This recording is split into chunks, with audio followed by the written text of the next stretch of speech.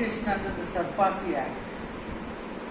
There is a SLP 833 of 2016 pending on the files of the Honorable Supreme Court of India with stay granted, and the case has not been listed ever since. If anybody contacts me, I shall forward them a soft copy of the SLP 833 of 2016.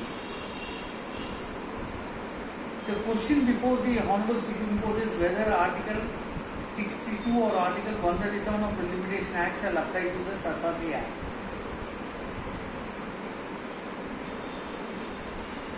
I do not want to prejudge what the decision of the Honorable Supreme Court will be, but all the people who are affected by limitation can approach the courts and tribunals below and ask for stay based upon the stay granted in SLP 833 converted into Civil Appeal number 10115 of 2016.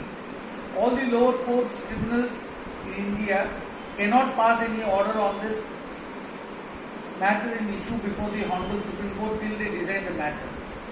Therefore, if sufficient number of people approach the lower courts and get stay based upon the stay granted by the Honorable Supreme Court of India, then the Honorable Supreme Court of India will be forced to hear the case and give a ruling on what is the article from the Limitation Act applicable to the action under SARFAESI. This is very imperative that the issue of limitation under the SARFAESI Act be decided soon. The other issue which is related is what is the maximum amount of money that can be recovered under the SARFAESI Act. SARFAESI Act deals with the crystallized debt, which is the amount claimed in the 13(2) demand notice.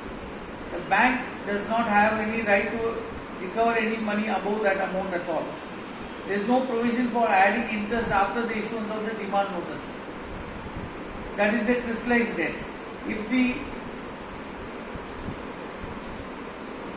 bank realizes its crystallized debt, it cannot recover any further. That is covered by subsection 3 of section 13 and rule 4 of the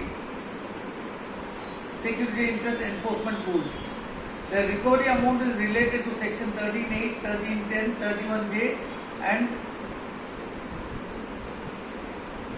second provision to section 18. 13(8) deals with redemption, wherein you pay the 13(2) demand notice, cost, charges and expenses. 13(10) deals with sale of the property, where you can recover the 13(2) demand notice amount but cannot recover anything other than that, which includes cost, charges, expenses or interest.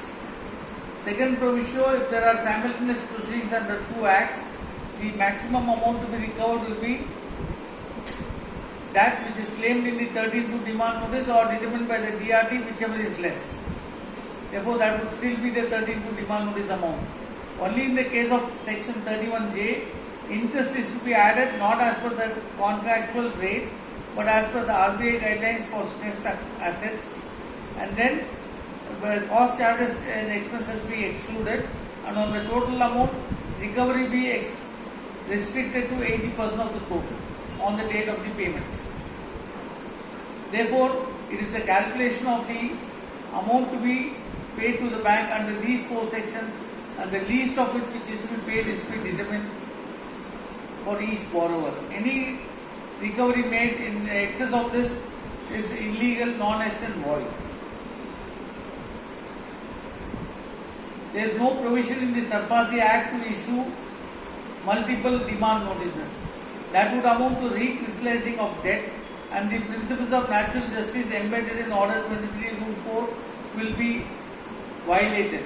That execution proceedings, there can be no withdrawal or adjustments. Also, when the bank takes multiple actions under the same act by issuing several demand notices or under two different acts, Order 23 Rule 2 of the CPC on limitation shall apply. That is, the second action taken shall be based on the initial right on which the earlier action was taken. That was the principle of law settled down in Jignesh versus Union of India without referring to Order 23 Rule 2. Please contact if you require any further advice or assistance. Available social activist Ashok Surana. और number भी